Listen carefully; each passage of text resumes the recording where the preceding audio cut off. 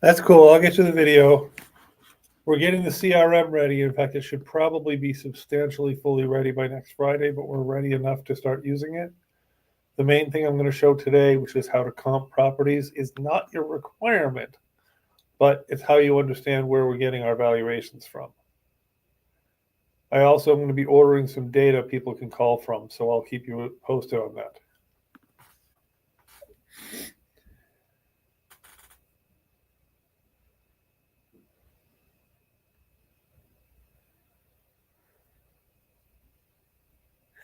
Hey guys, it's Steve. I'm going to remove this for a second. Okay, so this is an exciting day. We are finally 50% moved into the CRM, maybe a little less. Really, what we have that's kind of exciting is the form is ready for you guys to start entering. The pipelines are set up, which I'll explain a little bit about how the pipelines work. And the whole CRM will be functioning for your portion of it by next week. The full CRM will be the end of July, but that's a whole different conversation. So what we're running eventually, I'll back you guys in from the end of it backwards. What we're offering our team members, and you guys are a special group here because you're our free JV team members, which what you don't get, the paid team members will get is the more live training of how to analyze deals and how financing works and how things like that. That's something you can get in the Asset Mastermind program. Not trying to sell you on it, but that's aside. But what you guys are going to benefit from eventually is our whole software as a service platform, which will do all the numbers. And the reason I'm giving it to you guys, I'll be perfectly honest, is because I want you to sell it to people. I want you to find people for it. You'll make 30% if you find someone that wants to join the paid program. And you, as of today, they want to join, you get a third, no problem. But also, I want you to see the power of what it is we're building, why it's taken us so long to get this put together. But let me back off now for a second because I do have a couple comps to do that I'm going to run. So I'm going to show you the form quick, and I'm going to run the comps, and then I'll come back to the pipeline because I want to catch up on a couple comp requests that we got in from people. So the first thing is the form, which is not that. It's this. Okay, so this is the team entry. And I will admit that the form organization is less than ideal.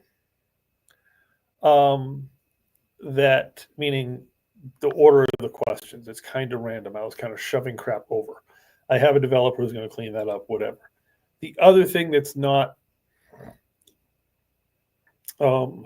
ideal is you identifying yourself. So this is not a public form for the rest of the world. The public form for the rest of the world, which goes roughly to the same place, is here on huntingforhomes.com. And it asks some very basic questions. Now, I want to be clear here that one of the initial changes to the form is we now take 3 different choices on what the property category is. Self-storage, residential or multifamily, everything else. And that, in the July, the bigger software makes more sense of why we're doing it that way. But you guys can work on any of these topics. So the public fills out this form. Seller name, a little bit, which kind, state chooser, email, phone, currently listed, property type, tell us about the property, county picker, describe. Real simple set of questions. And this is actually a little longer than we probably will leave on the public form. A little more questions. People don't want to feel like they're getting 30 questions. This, keep doing it wrong. This is your form. All of those questions and then a little more. None of them are required. So you're filling in what you know, and then as it goes down the process, we're going to fill in the rest, meaning within the CRM on the back office. So on this link, which I'll give you guys right now, and it will have a much simpler link. It'll be on our website, but on this link, which is going to be emailed out to everyone shortly, is the form that you will, from now on, from today on, you will use, and you'll see me live do an email to Chad, Nair, Demetrius. I have to remember yours, so I'll send it to me. I'll send it to Paragon.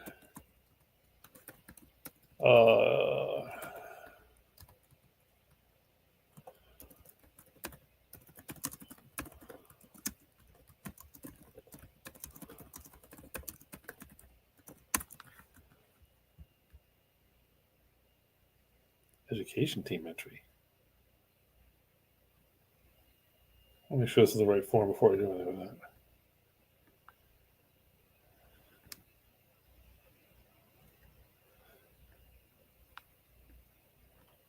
Okay, it's actually the wrong form, I think. Hang on. I opened the wrong link.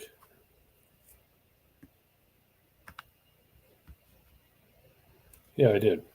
I grabbed the wrong link entirely.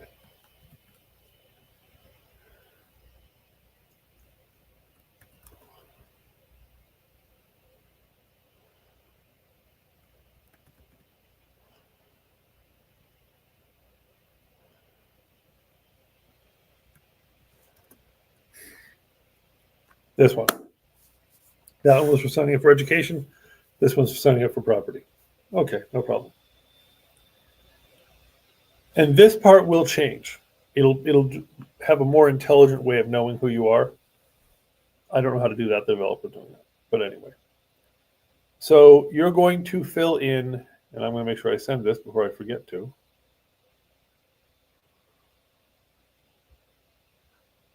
Good, it's sent. Okay. Is anybody online yet? Okay, somebody's here. Ryan's here. Present. All right, so I don't see any of our friends on yet. Nair's on his way. That's good. Chad hopefully will be. All right, so we have two forms, and we're going to do quickly with forms. We're going to do the comps on the properties that we got to do, and then we'll get back to where this is going from here. The JV operational section will be done in about a week. The rest of the overall technology will be done by the end of next month.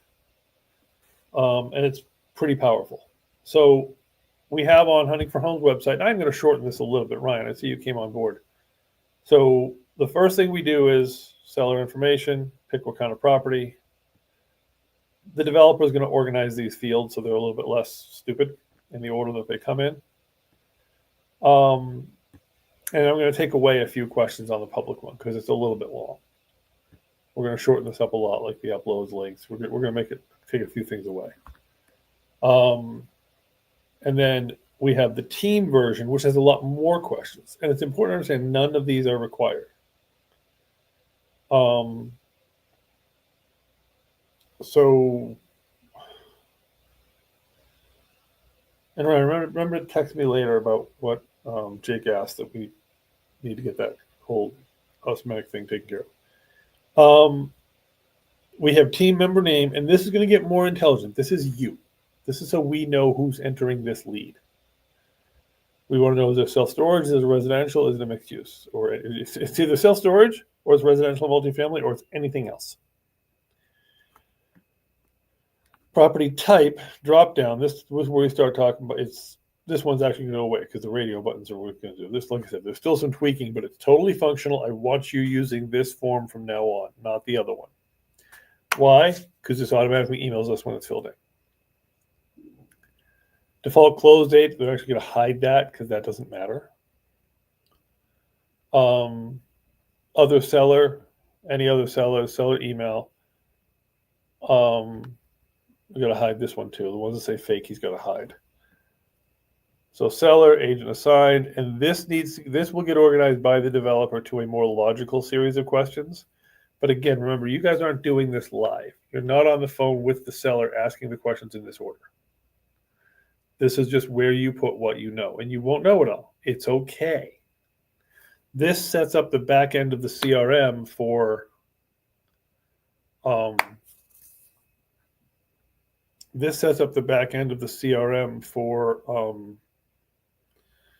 what questions it needs to have. And as we get more information, we add the more information. Eventually, the end of next month, it'll do the calculations. It'll tell you instantly where the offer should be. Again, remember Pennsylvania licensing, guys. If you're not a licensed agent working for Gorilla, you're not giving the offer to the seller. We're negotiating with the sellers and the buyers. But you're filling out this form, Superman assigned. Again, this is going to be a hidden form for me and Ryan. There's 3 roles in the equation. There's my role as the I'm everything, basically. There's Ryan's role, basically Superman assigned for the wholesales. And then there's your role as the agent. This isn't a priority thing so much as if Nair enters a lead, then it's Nair's lead. No other agent level person is going to handle it. Superman is who's the guy, if any, between the Nair and me. Basically, Ryan and I are equivalent, but I had to be able to find a way basically to plug Ryan into the equation, is what it came down to. In terms of the software logic, I had to find a way to plug him in. So you don't know what a question is, don't answer it, basically. Form fill date, this will become automated to when you're filling it in, but just, fill it in, real simple. Property nickname, give it a nickname. Jose 123 Main Street, whatever. Not essential, just makes it easier. We track it by address, we track it by nickname, we track it by you. Ways we track it. County chooser. These, again, are names that we're going to make better at, but these are the counties in Pennsylvania. Don't know it, don't worry about it. Zip, enter it. State chooser. Boom, boom, boom. Rather than people misspelling. And I'm going to make this default to Pennsylvania. Again, this is all cleaning up in a week, but it's ready now. How many units? Why are you looking to sell? This is the meat and potatoes for you. Current mortgage, seller financing. What do you know about the property? This is pretty much most of our questions. And if anybody sees a question I missed, we'll add it. Advertised. Huge. Is it already out there somewhere? If yes, we have a conversation to have. Because if the world sees it listed for 50, we can't put it under contract and try to list it for 50 or 60 because the world's already seen it at that. We're not bringing anything new. MLS listed. Also huge. That's actually going to be a drop down. Don't know why that isn't. If it's MLS listed, there's a broker involved. Not a lot of room for us. They already have representation. We're probably not touching it. Now, I will put it as a side, and if we have a personal purchase interest in it, that's a different story. If you find something and you think it's interesting and it fits you think it fits me, fill it in, send it over to me. I might buy it. I don't know. And the rest of these are eras. Okay, understand what that means. Is when did you renovate the kitchen? Oh, not too long ago. Who was president? Obama. Okay, like that. Cosmetics era, same thing. You're giving us a ballpark because people are notorious for not remembering the specifics. Roof age, baths, beds, water source. Water source is a huge one. Ryan and I have screwed up water source and wastewater source more times than we can count. We assume they're all sewer and public water. And then we find out, it's a drain field that's 40 years out of date.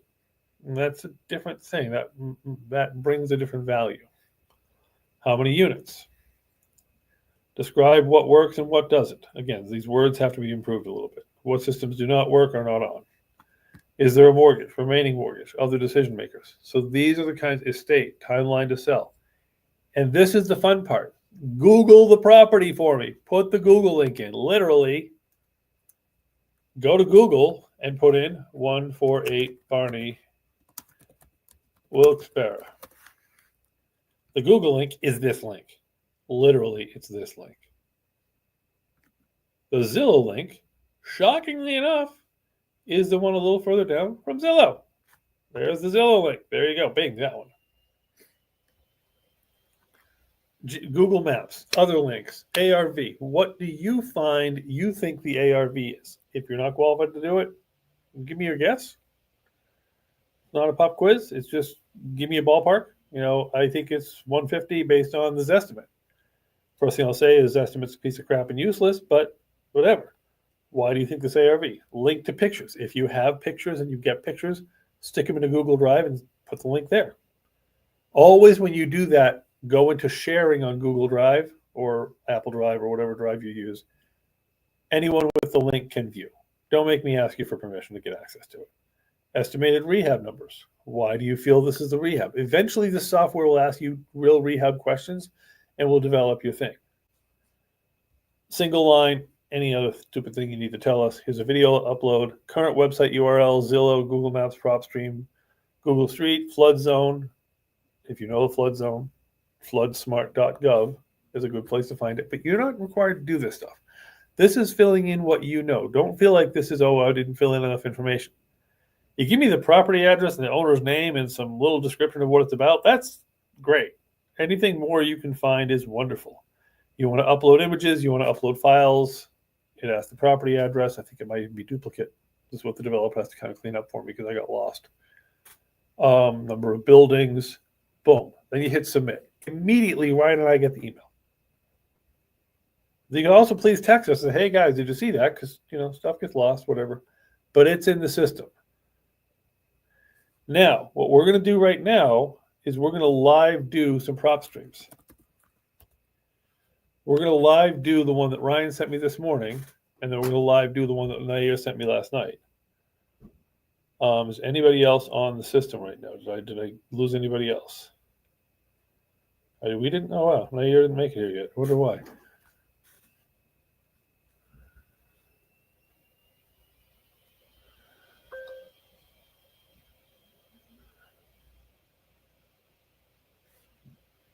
Okay.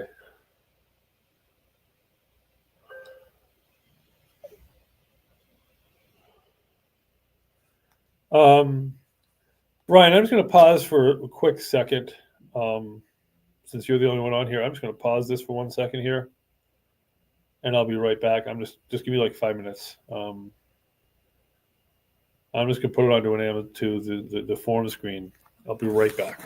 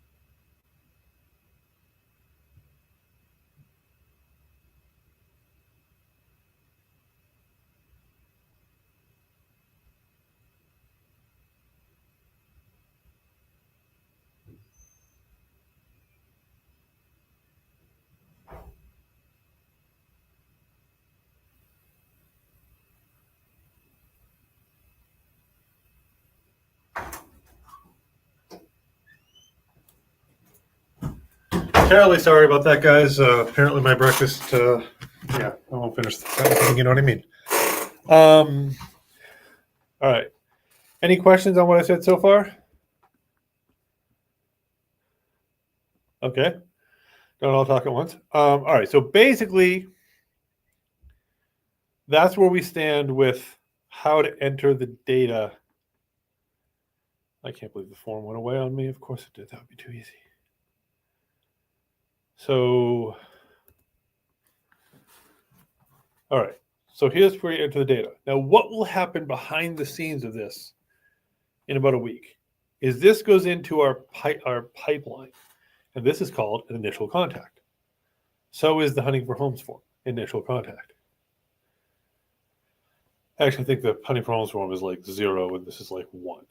This is a little further ahead because I actually talked to somebody. Whatever.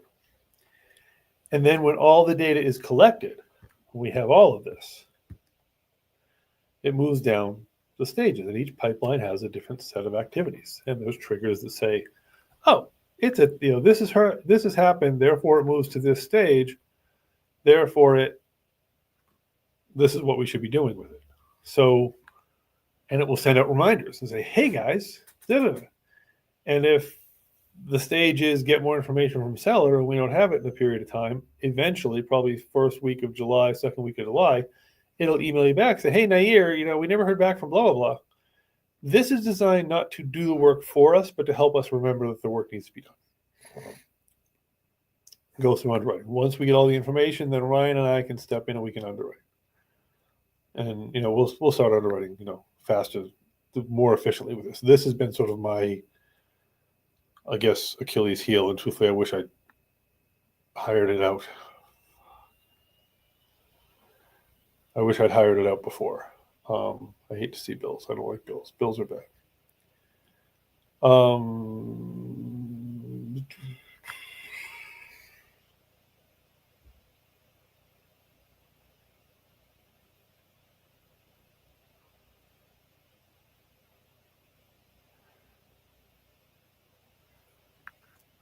Sorry, I guess that was a mistake. All right, so the other thing that's happening with this is in the back end, all of my billing is going to run through here, all my calculations, all my numbers. That's the reason I'm spending money on this right now, is to make all of our lives better. So now what I'm looking for here, the reason I was here, is to find the address that Ryan sent me this morning. Sugarloaf. Okay, we'll discuss that after this. 111 Longfellow Street, Vandergrift, Pennsylvania. Now, you guys, if any of you have PropStream access, let me know. Because if you do, I'd like to trade passwords and we'll get Deal Machine. So we end up with 2 softwares. Rather than both of us paying for PropStream, that seems silly. We only need 1 account for each software, and we just share it if everyone's okay with that. That way we can all gain. Because one of the things that Deal Machine started offering is free skip tracing. So we come in here, they always have some sort of a promotion thing that they're talking about, whatever. We go into here. That's not what it's supposed to say. It's supposed to say this.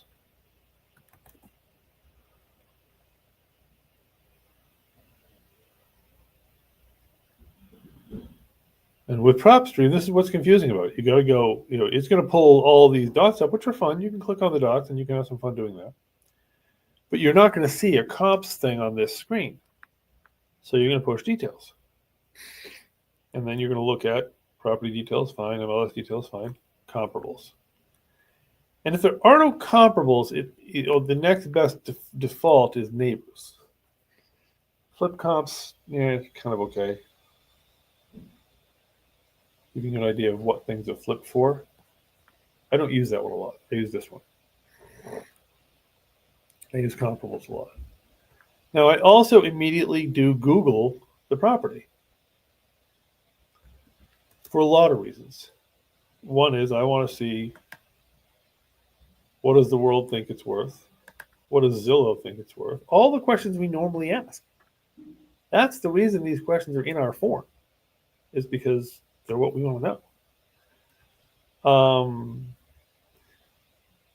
Zillow says it's worth $32,000. And what's interesting about Zillow is I really don't, it's not even showing as a Zestimate, which is kind of weird. But we click behind it, and we can see what's sold in the neighborhood. And this is kind of cool. So the first thing we're finding out when we use the Zillow link for a property is it saying it's a 4-bed, 3-bath property. We like Redfin too. Redfin is in some ways more helpful than Zillow. Realtor.com, also more helpful. It's a 4, 2.5. So when we're looking at behind the pop-up on Zillow, and you want to be looking at sold, you want to be looking at beds and baths. So you want to be looking at 3+ on beds and 2+ on baths. All right, well, all of a sudden, here's what things are selling for around Vandergrift as far as Zillow can tell. 150, so 160, okay. 63 is kind of ugly. You can and should look, obviously this is not comparable to our subject property of that. They're just not the same.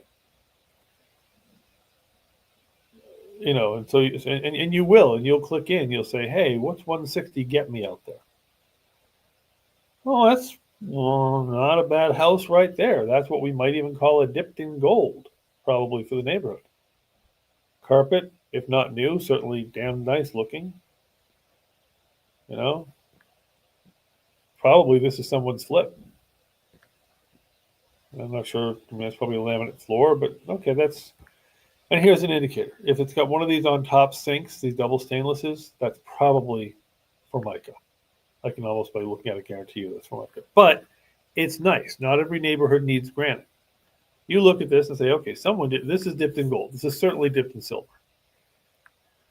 So now, and you're doing this on Zillow. You're doing this in any commonly available platform. And I'm not asking you to do this, but just so you understand, when we look at something, we're saying, okay, 160 is a 3.2 dipped in gold. And ours is a 4 something. And statistically, the above 3, it kind of levels out in terms of what's more is value. 4s, 5s, and 6s are worth more, but those extra bedrooms beyond that aren't worth as much more. You go from 2 to 3, there's a lot bigger jump in bedroom values than from 3 to 4, bigger jump than 4 to 5, bigger jump than 5 to 6. The reality is most modern American families don't need 17 bedrooms. Just doesn't. Sorry. So we flip back and we look and we say also when it's sold is very important. So the few things are very important here. Photos, we love. We love MLS sold because MLS solds we can be fairly sure are the best value that somebody could have gotten out of a house. As you've heard me say before, they don't want us. If they want the most money, they don't want us, basically. Now I'm sorting here by beds, 4, 4, 4, 4, 4, and you can download these to a doc, Excel spreadsheet. But okay, 4, 3, 215. If they gave you square footage, what they don't, okay, fine. But a 4, 3, 215, 4, 3, 220, 4, 3, 150 something, 154, whatever. Now, date is also an important one. So you also want to look at dates because when it's sold. Okay, so here's 149 sold. Again, they're selling last 5/29/2025, so not long ago at all. That's great because the market's changing. It's flattening or going down. And I'm like, okay, 529, 531. And here's interesting. You would look at the pictures on this because you're looking at 531 for 60 grand and 531 for 149 grand. And the 60 grand is actually a bigger house. It's more bedrooms. But okay, so consistently I can say to myself that probably, oh, look how small that lot is. That lot's 3,500 square feet and it's sold for 150. So all day long, I would say that a dipped in, and I then will look and say, oh, was this a dipped in gold house? If the public record sold, I don't love those as much, but okay, fine. What's this house look like? What did someone spend last month Okay, it's brick. Brick is worth more, so not exactly comparable. It's more of a neighborhood than what we have, more of a greener area than what we have. Okay, so maybe not as comparable, but okay, dipped. But here's the thing: you look at and you say dipped. Okay, you look at this, you're like, wow. But then you start looking more carefully. That's not a flipper technique. Flippers don't do this border crap up top. This is someone's house. They live there. This is not a modern kitchen. It's kind of 80s and 90s. So, all right. So there's a brick house has more value than ours, but this isn't a flip.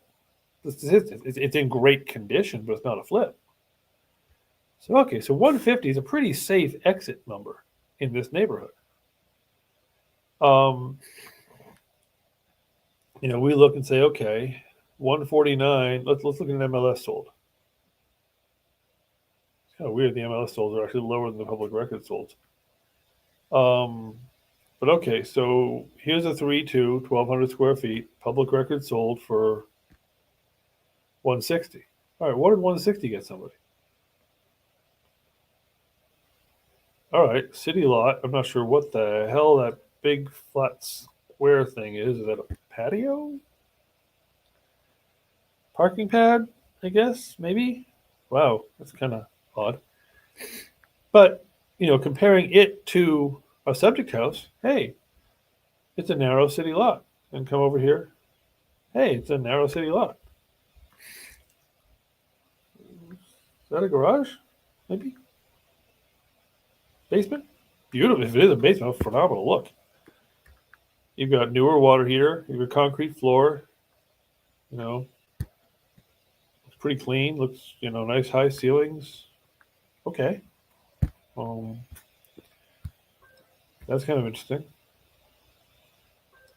And this again is not your job, so you understand how we value it. Okay, so someone's done a nice job. This is an updated renovation, or this looks exactly like the other house we just saw, so probably is, yeah, okay.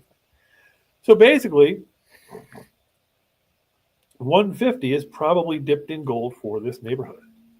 Now, we do real simple math in our heads. We say, okay, 150 times 2/3, 70% or 2/3. 70%, 2/3 is 67%, 70, you write the same.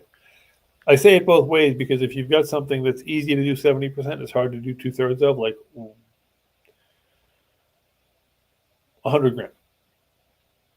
Most people can't really do 100 grand times 2/3 in their heads, but they can say 70% is $70,000 because it's 70 of 100. 150, it's kind of hard to do 70%. You got to be like 10%, 15 times 3. No, 2/3 of it, 100. You want to go for what you can do in your brain.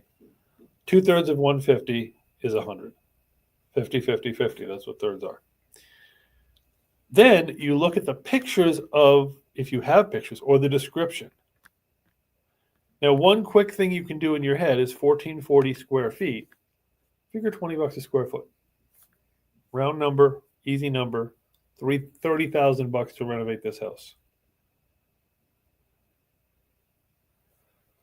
So 150, 2/3 of that's 100. Take $30,000 off is 70. Now that's without looking at any pictures, but hey, I got some pictures. Isn't that fun? So I look at the pictures and I'm like, all right, I'm doing a paint and flooring on this house. I'm doing the ceilings. Drop ceilings indicate there's probably hell above it. So we're probably drywalling that ceiling. But I'm looking around saying, okay, I might have to replace the carpet. I definitely have to replace the paint. So I'm doing a heavy paint and carpet in every room. Paint and flooring. All this flooring is crap. Figure $15 a square foot for paint and flooring. So 15 times 1440. Okay, the roof, hard to tell, but the roof doesn't look horrible. Nice, cute little yard. That could be an alley. This would be something we'd have to look at a map and see if that's an alley behind for parking. But okay, I'm paint and flooring this house at the very least. So I'm spending at least $15 a square foot. I'm probably spending 25 up here to turn this into space that I can use. So again, $20 a square foot is kind of my walk in the door number. So I'm at 30 grand consistently. Okay, that's a little bit of a 70s show bathroom, but you could paint and flooring it, or you could go to the effort of ripping out the tub. Depends how stained that tub is, and depends what the neighborhood calls for in terms of a flip. Now, you always go for what doesn't look right. Okay, so I thought I saw something over here that doesn't look right. Turns out it's just these ugly lights. But you always go with if it doesn't look right, it ain't right. Like, okay, there is something going on right here. I don't know why I got cardboard on my wall, but I got cardboard on my wall. So maybe there's some drywall work. We know in that kitchen there's some drywall work. I'm a little above the 20 price point because I got some drywall work.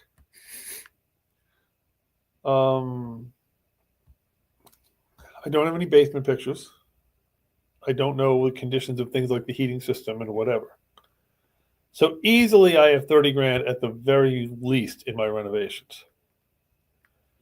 And yeah, I'd be 95% sure that that's an alley. Therefore, that might be a garage, but at the very least I can park here. So I have off-street parking. Bingo. Nice. That's going to not increase my value. That's going to tell me I'm competitive with my neighbors. So what we've determined is 150. 2/3 of 150 is 100. And my average flip is 50 grand. We might have roof issues, we might have furnace issues. We're on track. So Ryan, to answer your question, I don't even know if you can hear me, yeah, we should be fine with 55 is the get off the train price. But yeah, we can get off the train at 55, no problem. So now I'm going to go through Nair's property, which he sent me before my phone dies.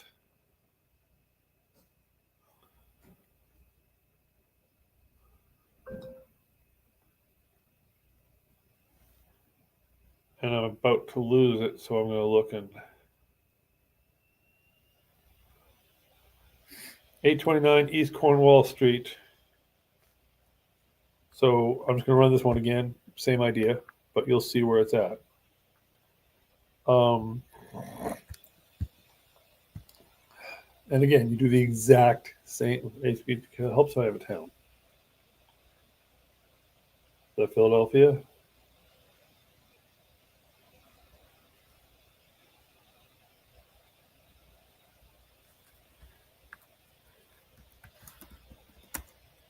Now, there's also two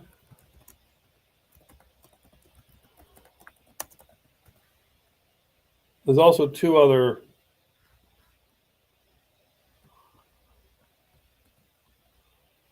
things that I run, and I won't run them all fully here, but I'll show you the short version.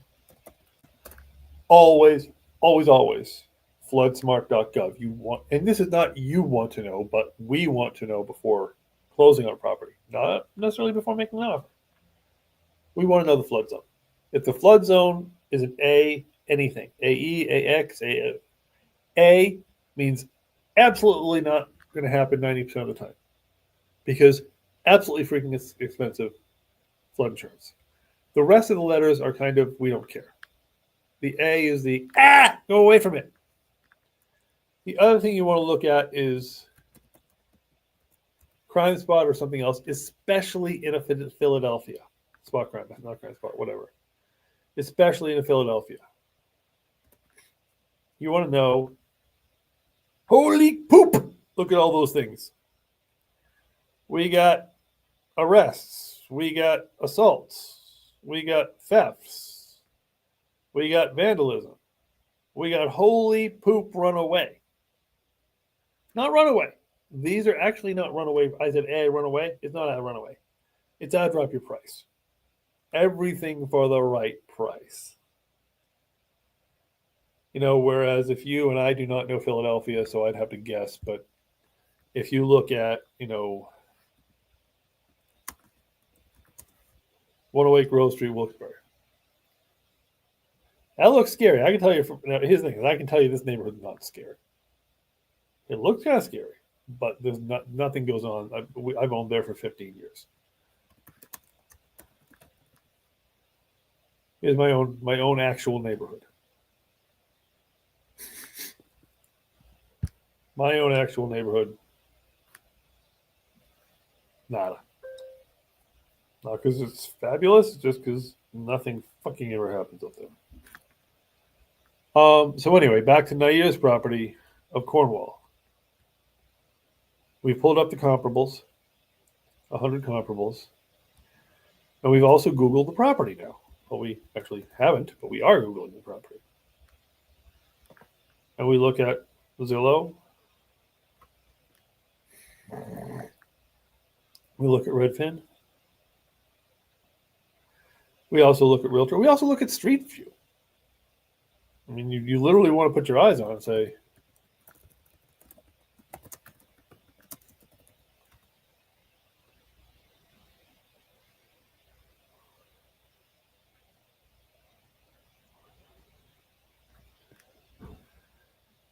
look at what it looks like on the street. Actually put your butt on the street and look at it. And, again, Philadelphia is in any major city. I mean, I grew up in Boston, so I shouldn't say they don't make sense to me because I freaking grew up there, but I've been out here too freaking long. But, you're just looking at this and you're saying, okay, if I were to tilt up, I'm looking at every single house is a different thing. I'm looking at lots of graffiti. I'm looking at the cars on the street,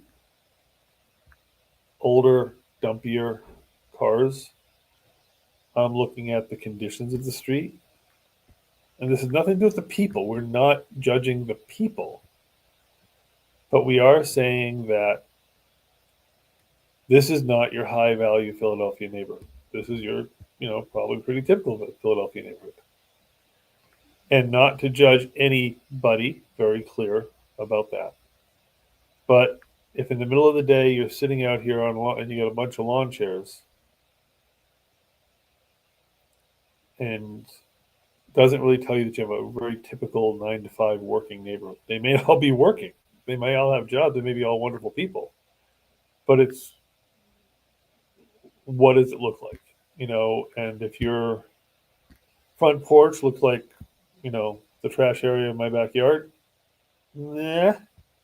So we're just realizing what we're dealing with here. Doesn't mean this house isn't worth buying. It just means, what are we getting into? We're looking and saying, okay, 26,300, and now we say we know it's a 3-1, 1,200 square feet. So now we know it's a 3-1, and you can choose more, but okay, so what's a 3-1? And the other reality is when you're talking about an inner city, here's your problem. These might be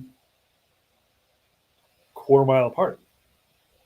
I mean, one of the jokes about a lot of these inner cities, especially Baltimore, is 100 block, you've got millionaires, 200 block, you're getting shot. So your proximity to is very important. Square feet, I thought they used to have a radius in here, but whatever. So you really have to look at this. And honestly, we're going into this and we're saying, look at your comps and look at them lower. I don't know if that phrase means anything specifically. I think it was a bad choice of words. But look at them narrower, I should say. All right, what do we know about this one?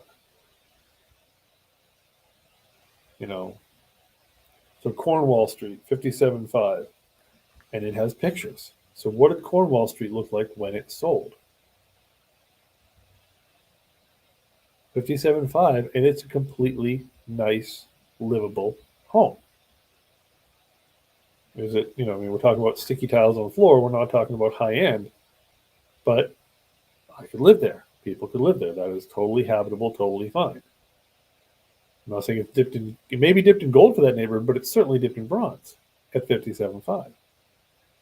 And if we take a little scan around, 80, 79, 57, 86, 65, we don't see a lot of high numbers.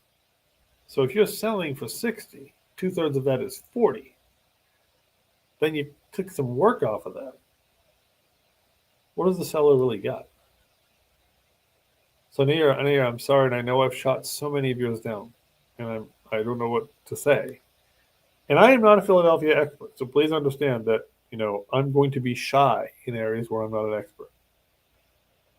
But when I look at the crime spot crime, whatever, and I look at the Google Street View, and I look at the actual comps, and I look at what Zillow is telling me in the neighborhood is going on, and I look at what Redfin is telling me, Redfin saying 53,000 off market.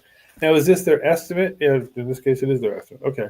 And these are automated. These are never, don't trust these. But if they're saying 50 and the owner's saying 90, I got flags.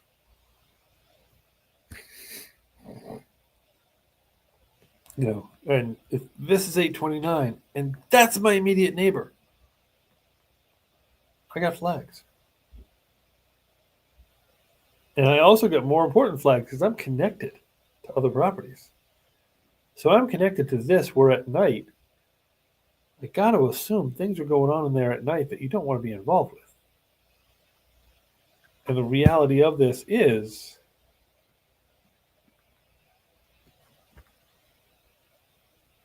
a fire here is going to affect you here. Now, I love the look of this neighborhood. This is a great neighborhood. And it's a C neighborhood. It's not a fabulous neighborhood. I don't love it because it's wealthy. I love it because the houses are beautiful and it looks like it could be good. However, I can't live in the it could be worth. I have to live in the it is worth. And if I'm saying it's going to sell for, I don't know, I mean, the highest one I'm seeing, and again, I'd have to look at where this is versus that one. 119, so 120, 130. I'm seeing a lot down here. So, I mean, at best, I'm getting out the door for 100. I don't believe I'm getting out the door for 100 on that. I don't think I'm selling my flip for 100. I think I'm selling my flip for like 60. But even if I sell my flip for 100, I got to be done for 70. And I got to put, without seeing pictures of that house, I got to put, we're going to assume, always assume if nothing else on a standard 1,500 square foot house, assume 50. Just that's just your number. Your number is 2/3 minus 50 is sort of your gut reaction. Now, if they say, "Oh, this is okay," so you know, it might be 30, might be whatever, but the average flip is 50. So if it's 100, 2/3 of that is 70 minus 50 is 20.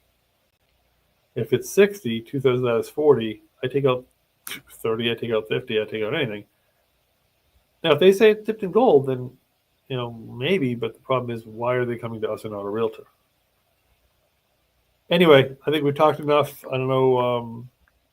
You know, I'll send you guys the links to everything and let me know if you have any questions. Thanks.